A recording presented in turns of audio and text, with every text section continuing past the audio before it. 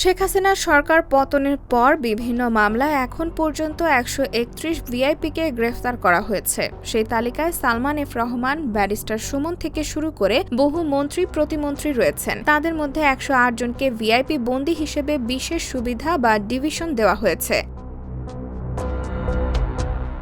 বলা হচ্ছে এই ১০৮ জনের মধ্যে সাবেক মন্ত্রী, প্রতিমন্ত্রী ও উপমন্ত্রী রয়েছেন ২৯ জন, সাবেক সংসদ সদস্য আছেন ২২ জন, এছাড়া সরকারি কর্মকর্তা ৪৪ জন এবং অন্যান্য পেশার ১৩ জন। তবে ভিআইপি হিসেবে কারাগারে আটক ২৩ জন এখনও ডিভিশন পাননি।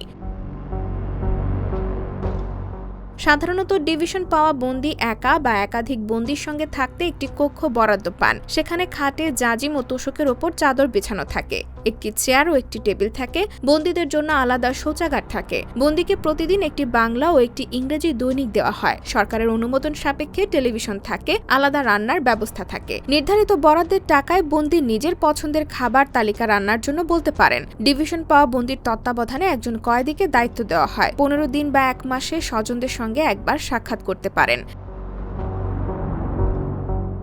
ডিভিশন পাওয়া বন্দীরা কারা বিধি অনুযায়ী সব ধরনের সুযোগ সুবিধা পাচ্ছেন। তবে ২৩ ভিআইপি বন্দী ডিভিশন চেয়ে আবেদন করলেও আদালত এখনও অনুমোদন দেননি। সুতরাং তাদের সাধারণ বন্দী হিসেবেই কারাগারে থাকতে হচ্ছে। কারাগারে বৈষম্যের শিকার হচ্ছেন বলে অভিযোগ করেছেন সাবেক আইসিটি প্রতিমন্ত্রী জুনায়েদ আহমেদ পলক। তার অভিযোগ, পরিবারের সাথে যোগাযোগ করতে দেওয়া হচ্ছে না, অন্তত ফোনে পরিবারের সাথে কথা বলতে দেওয়ার অনুরোধ করা হয়েছে।